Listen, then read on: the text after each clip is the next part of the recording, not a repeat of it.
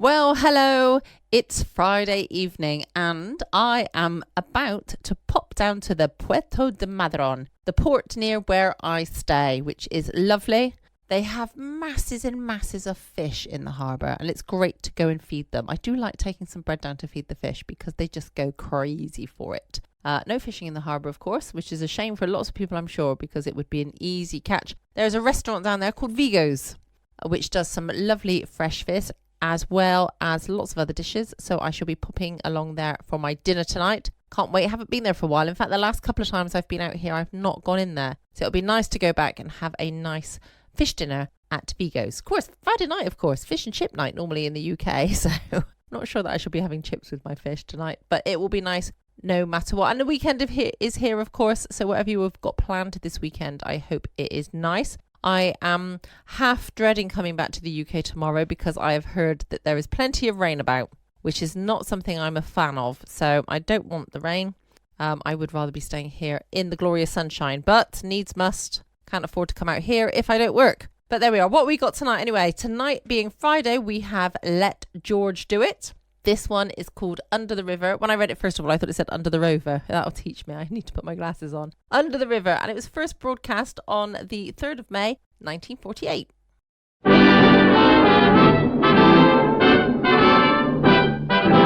Standard of California, on behalf of independent Chevron gas stations and standard stations throughout the West, invite you to Let George Do It. Another adventure of George Valentine. Personal notice. Danger is my stock and trade. If you're up against something over your head and need help that's strictly confidential, you got a job for me, George Valentine. Write full details.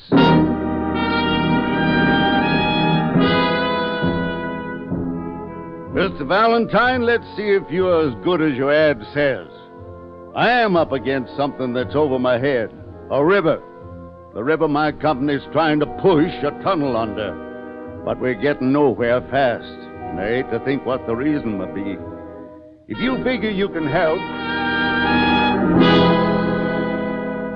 If you figure you can be of help, I assure you we won't haggle about price. It's signed, William Kane, President. Kane and Bowers Tunnel Construction, huh? Now, I wonder where I could find a diving suit with the new look. Now, seriously, Brooksy, you must mean the West End Tunnel, the one they're having all the trouble with breakthroughs and cave-ins. I could drop in at the Globe department store. Okay, Angel, okay. But this seems like a job for an engineer, not for me. Well, there's still no harm in talking to the nice man who insists he's not going to haggle about price. As long as you insist on being mercenary, let's get going.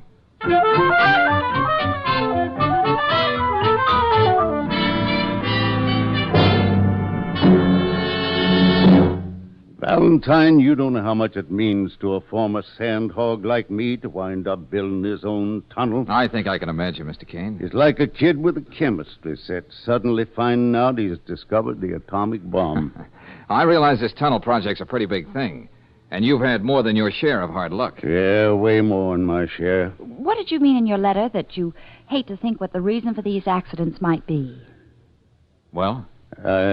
I suppose I gotta tell you. Oh, now look, Kane, if it comes that hard, maybe you want this letter back so we can forget the whole thing. No, it's just that it's tough putting it into words. Yeah? Yeah. Me and my partner, Jim Bowers, we drove tunnel all over the world. Started as muckers, shoveling mud and slime. Got to be miners together, using dynamite and drills when you didn't even know what was going to happen next under the river. You'd think you'd get to know a guy after going through all that with him. Well, let's be blunt and put it this way, Kane. You suspect your partner, Bowers, is holding up the works here, is that it? Yeah, but I gotta be sure. What makes you suspect him at all? I found out that the company we outbid to get this job made Jim a big offer to come with them. But if he's a partner here, what's the percentage for him in a deal like that? Well, Jim's always resented that I'm better suited to run the front office up here while he has to work with the men. Oh, I get it. So if he could bunch up this job, we lost it to the Cameron Construction Company, they'd take him in there as a big shot. Well, you certainly must have talked this over with Mr. Bowers. Yeah, I did, miss, and he said that he turned the Cameron offer down flat. But how can I be sure? Now all these accidents. With Bowers always on the spot to make them happen, if that's what he wanted. Frankly, Valentine, I don't even know how you can help me. Sandhogs are a clannish crowd. You can't go wandering around down that tunnel snooping around. Well, Mr. Kane, suppose you let me give it some thought. George. Yeah, Brooksy. How'd you like to buy a for instance? Okay, Brooksy, I'll buy. Well, for instance, if you were a reporter and I were a photographer, we could be doing a story for a national magazine. That would get us down into the tunnel to snoop. Say, that might be an idea at that. Then you could look around. I'll tell Sanders to expect Oh, you. now, wait a minute. Hey, look, Brooksy, that's a good for instance, all right. But this business of we... Of course I meant we. Why do you think I came up with the idea? Okay, you arrange it, Kane. I think we're going to take a crack at it.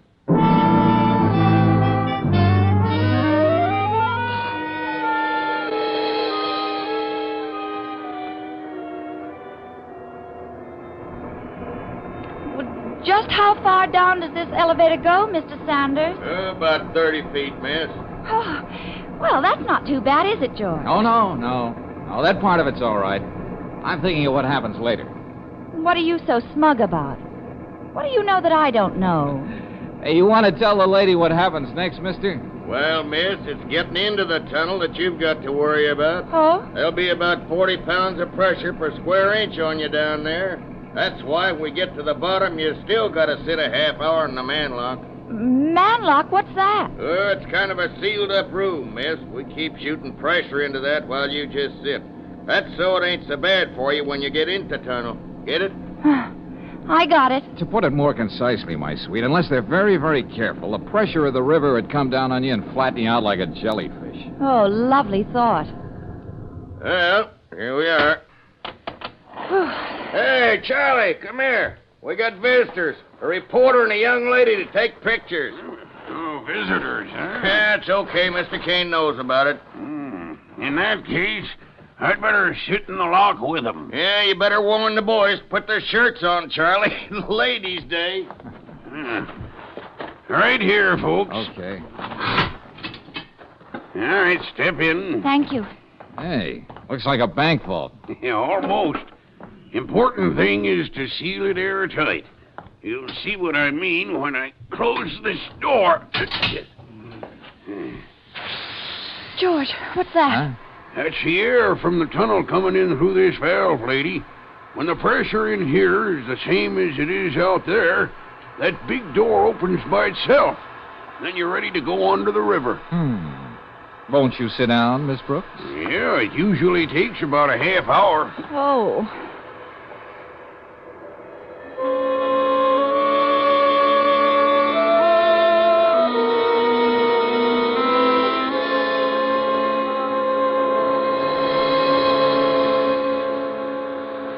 Just about a minute more now. You all right, Brooksy? I'm just swell. But my ears. It's even worse coming out. You're in too much of a hurry. That's when you can get the chokes and the bends. Nothing like having things to look forward to. You'll have to put these little metal tags around your neck. Huh? What are these, Charlie? All sandhogs wear 'em.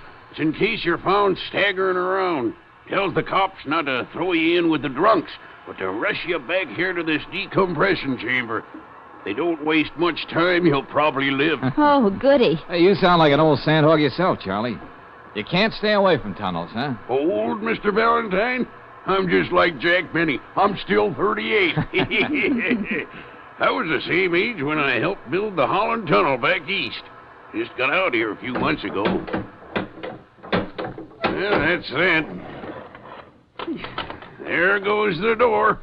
It's okay for you to go into the tunnel now. All right. Come on, Brooksy.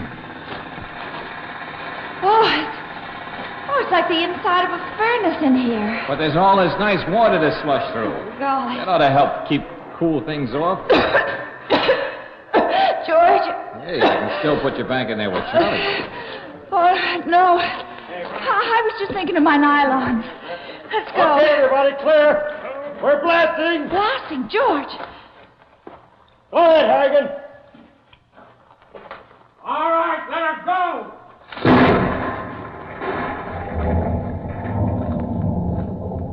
That'll do it. Now we can go up to the other. Hey, where'd you two come from? You Bowers? Yeah, what are you doing down here? With a girl to bring me more trouble. Trouble? Look, Mr. Kane said it was all right for me to do a story about the tunnel. The young lady is here to take the pictures. Story. That old Kane's got to think of up there. I'd like to go up and tell him a few things. Howard! Hey, what's going on? Howard! Yes? Got a breakthrough at the tunnel ahead. What? Yes. Bad this time. The scaffolding came down with a lot of guys on it. Scaffold can come down on every job. Young Davis is down there, caught under all that rock and sand. We got to get him out. I'll get the ambulance, Harrigan. But you get back there. Patch up that break. Go on. Davis wouldn't be there now, Bars, if you sent that gang up tunnel far enough when the blast come off. Look, Sandhog, don't tell me how to build a tunnel. I'll tell you anything I want. Okay, if you want to play tough.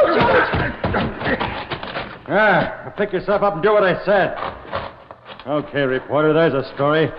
How we lost another day. Yeah, what about the man you just lost? This is one accident they won't blame on me. A woman in the tunnel's the worst jinx there is. Kane knows that. Well, I got to phone upstairs for an ambulance.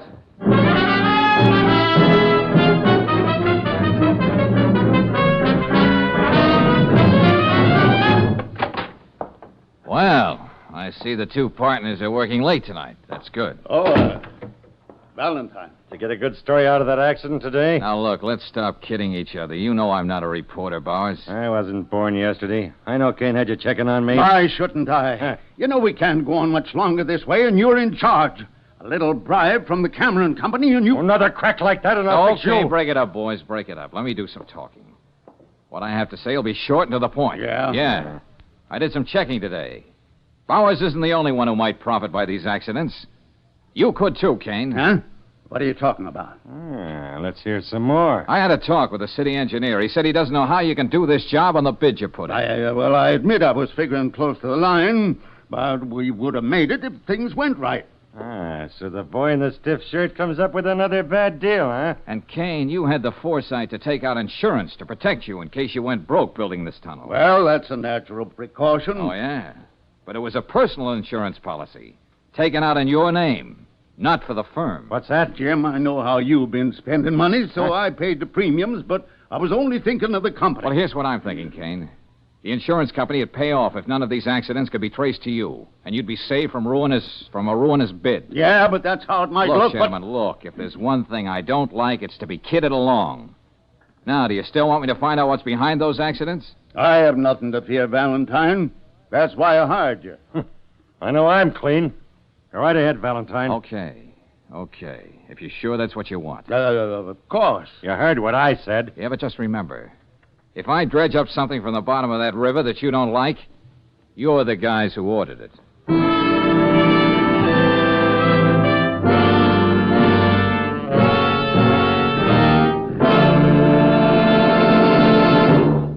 We'll return to tonight's adventure of George Valentine in just a moment. Meanwhile, a word about parlor pastimes. Remember this game a few years ago? Somebody would say, knock, knock, and you'd say, who's there? Many a good gag and many a laugh came out of this game. But at the same time, there was another kind of knock, knock that was no laughing matter. For it was in your car's engine. And engine knocking often caused overstress of parts, severe temperatures, waste of power and gasoline. Today, motor fuel engineers have this problem under control. At Standard of California, they blended several different gasolines into one great motor fuel, Chevron Supreme gasoline. Laboratory tests and road tests prove that premium quality Chevron Supreme burns smoothly, has high anti-knock value. In your new car or an older one, try Chevron Supreme yourself. Besides anti-knock value, you'll find it has all the qualities your car needs for good going. You can get Chevron Supreme gasoline at standard stations and independent Chevron gas stations where they say and mean, we'll take better care of your car.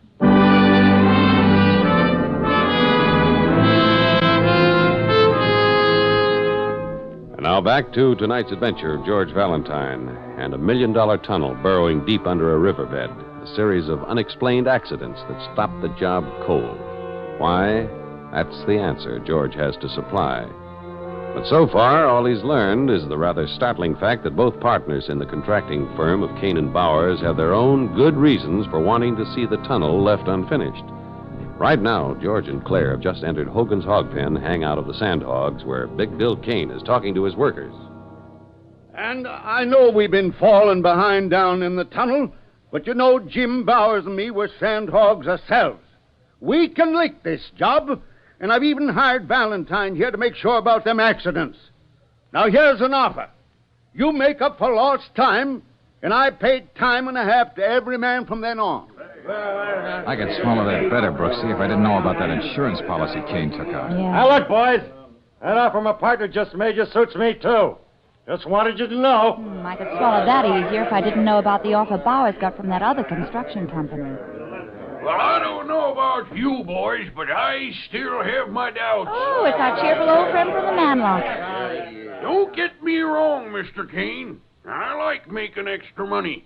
But when a job like this gets off on the wrong foot, it never straightens out. All right, Charlie, you're just getting the jitters. All right, go on and laugh. But I wouldn't be surprised that if we pushed that tunnel another 50 yards, we'd run into a ledge of gravel and hardpan. Boulders will never get past. Just more trouble. Now, what we want to know from you boys is, are you with us or not? Huh? Oh, fine. That's all we want to hear. The drinks are on Kane and Bowers. Go and get it. Come on, Brooksy. Where are we going, George? Just riding a hunch. We've got to be someplace before 5 o'clock.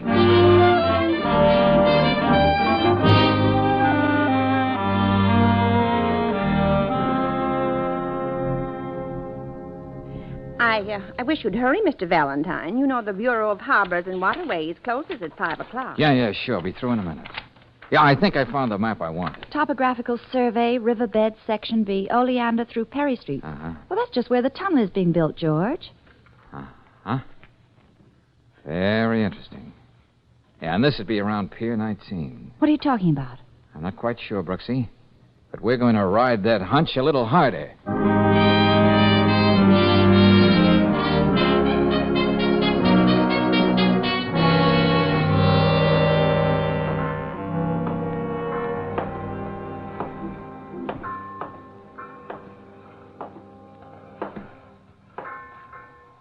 Hey, you the watchman on this pier, Pop? Yep, been here for the last 15 years. Huh?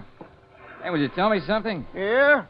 Those white bubbles coming up there in the river. Yeah, that's why they're working on a new tunnel, son. That's as far as they got in all these months. Yes, we read they're having a lot of trouble. Yeah, they keep working day and night, too. Can always tell by the position of that trawler out there just where they're working. You don't say. Yep, she's there every night, too. Sort of keeps right ahead of the tunnel. I can tell that by the bubbles that come up out of the water. I wonder what the trawler has to do with the tunnel. Yeah, I don't know. Man goes over the side in a diving suit every night. Suppose that's got something to do with the tunneling job, though.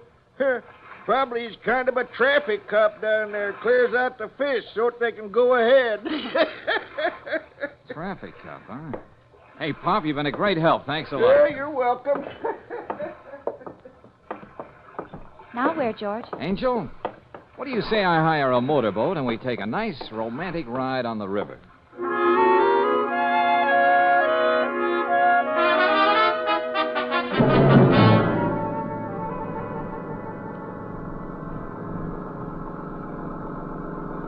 Okay, George, I agree with you. A trawler on top of the river has nothing to do with the building of a tunnel under the riverbed. Then, Brooksy, why is it here every night, always just ahead of the shield of the tunnel? Now, that's more than a coincidence. There it is, up ahead. Uh-huh. What are we going to say to whoever's aboard? May we drop up for a cup of old-fashioned clam chowder? If you don't mind, young lady, I'll do the talking. As always. Hey, up there. Hey, can we come aboard? Anybody home? No, and get away from here. Well, the truth is we ran out of gas. Didn't and we you thought... hear me? I said get on your way. Well, surely you can spare enough gasoline I just... see you didn't understand what I said. George! Hey, what are you trying to do? Next time I won't miss. Now get away from here and spare. George, what's going on around here? Look, Brooksy, I caught the name on that trawler. It's the Martha M. Tomorrow morning, first thing, check on the registry. See who owns her. Then pick me up at the tunnel.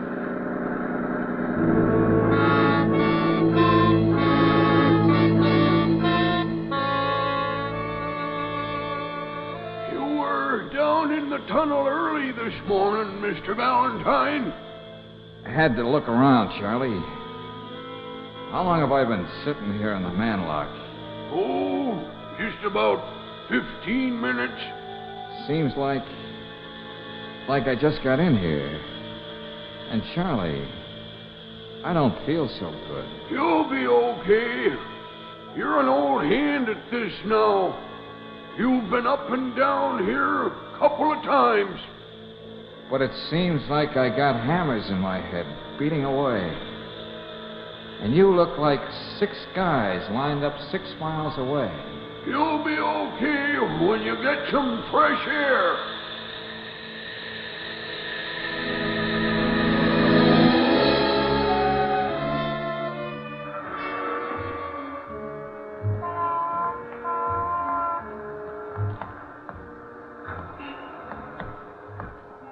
Hey, look, officer.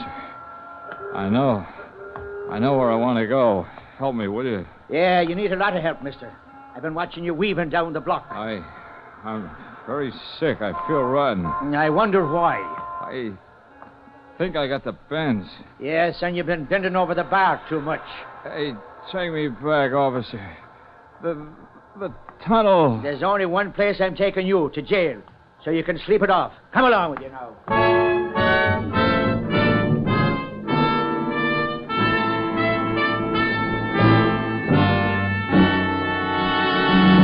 Look, Mr. Kane. Mr. Bowers, I know Mr. Valentine was here at the tunnel this morning. Okay, but what you so excited about, Miss Brooks? He was supposed to meet me at the shaft, and he never would have gone without leaving some kind of message. I wouldn't worry about Valentine. I found out what he wanted to know, and he was waiting for that information. Information about the tunnel? What kind of information? I'll let Mr. Valentine tell you. Do you mind if I use your phone? No, go right ahead. Hello? Police headquarters? Let me talk to Lieutenant Riley. Okay, I'll wait. Look, we hired your boss so we could keep this thing confidential. Yeah, that's right. Let's forget about ethics, boys. The man who's among the missing is someone I happen to care a lot about. Hello? Oh, Lieutenant Riley, this is Brooksy. Oh, I need your help. I can't find George. Oh, look, Lieutenant, will you check the jails and the hospitals and see what you can come up with? Oh, believe me, Lieutenant, I know what I'm talking about.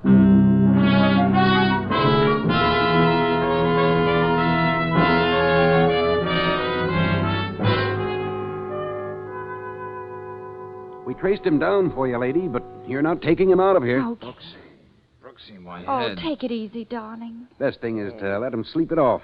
Can't you see this man is sick? He's got the chokes, the bends.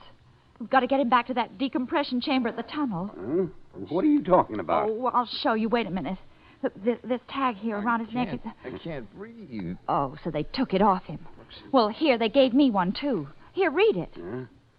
This man is a sand hog. Decompression chamber. Rush. Yeah. Okay, lady, you win. And I hope we make it.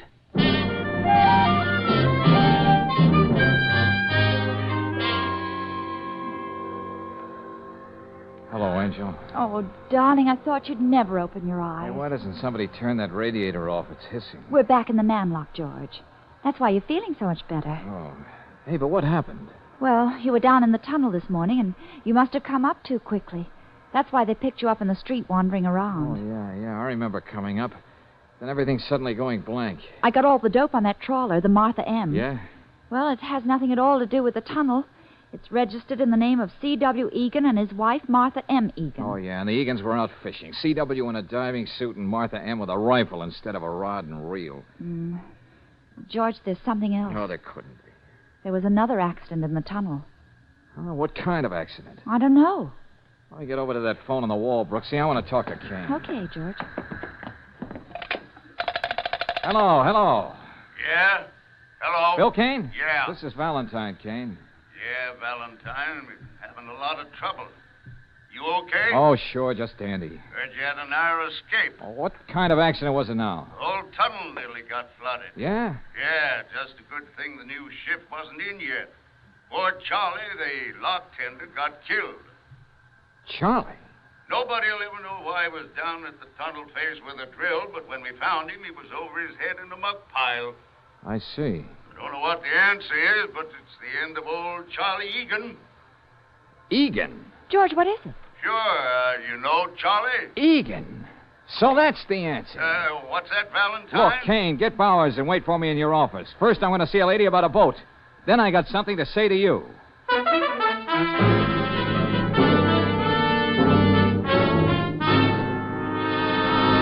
Valentine, you don't know what you're saying. Just the same, gentlemen, it was Charlie Egan who was responsible for all the trouble here at the tunnel. That doesn't make sense. He was just a lock tender. We gave him the job more out of pity than anything else. Okay, then listen to this.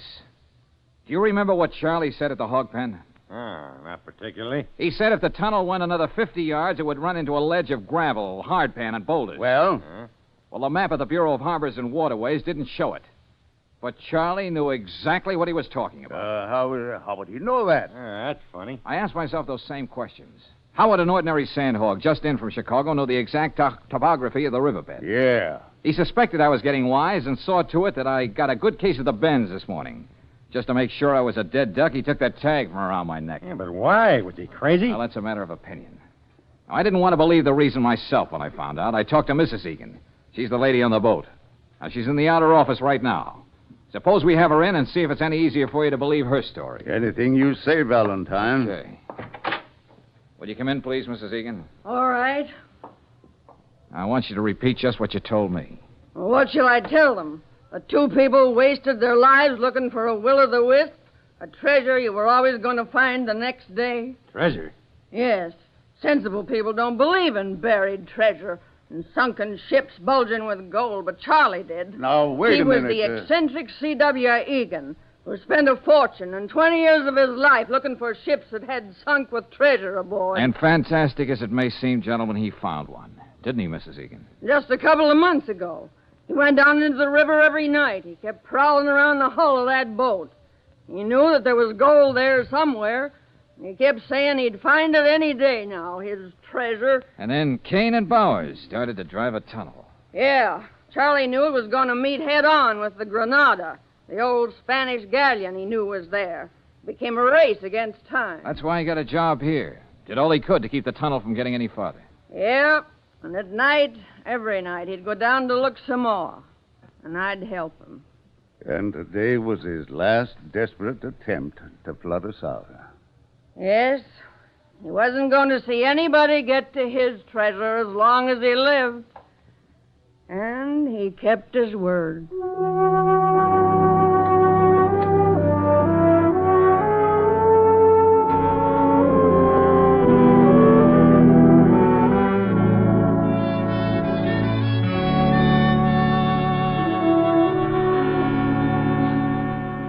Well, Brooksy, here's the check from Kane and Bowers. That's all washed up.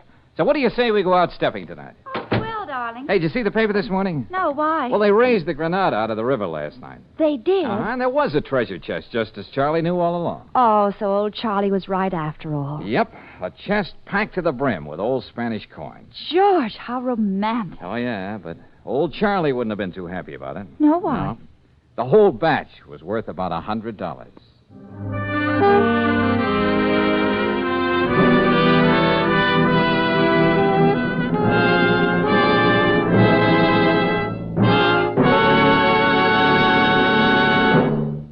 And now, a message of importance to motorists. Maybe you've got your vacation trip all mapped out, but how about the family car? Before you start out, better make sure it gets a thorough vacation check at your standard station or independent Chevron gas station. They'll inspect your tires, battery, spark plugs, and oil filter. They can tell whether there's any risk of your fan belt getting out of kilter. And they'll make sure that each vital lubrication spot is okay. Besides helping you get off to a good start on your vacation, there's another thing about independent Chevron gas stations and standard stations. Wherever you motor in the West, you're never far from their quality products and superior services. And don't forget, whether you're on a vacation or just motoring around town, these are the service stations where they say and mean, we'll take better care of your car.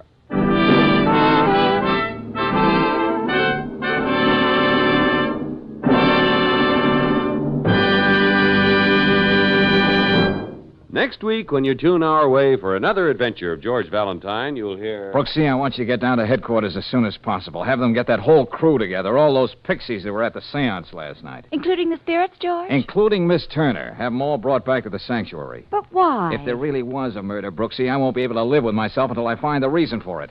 Right now, I got a date with a crystal ball, and maybe I'll get a preview.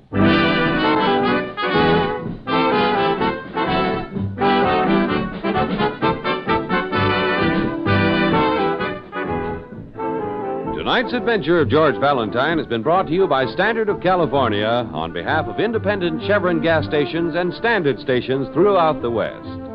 Tonight's story was written by David Victor and Herbert Little, Jr. and directed by Don Clark. Also heard in the cast were Francis X. Bushman as Kane, Herbert Litton as Bowers, Ruth Parrott as Mrs. Egan, Joe Duvall as Charlie, Franklin Pinky Parker as Sanders, and Leo Cleary as Harrigan.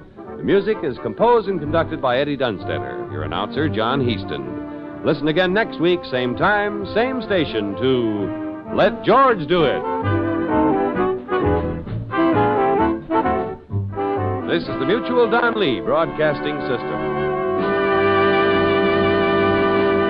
Welcome back. Hope you enjoyed the latest episode of Let George Do It. I will be back again tomorrow evening, back in the UK, 6 p.m. GMT. Hopefully it's not raining. I've actually got a birthday party to go to tomorrow night. A surprise one at that. They don't know anything about it for some friend's 50th. So that should be a little bit of fun. Hopefully my flight isn't delayed, which will prevent me from getting there, of course. But hopefully this time of year we shouldn't have too many problems with any of the flight times. So I shall be back again tomorrow night, like I say. In the meantime, I hope you have a lovely time, whatever you do on your Saturday.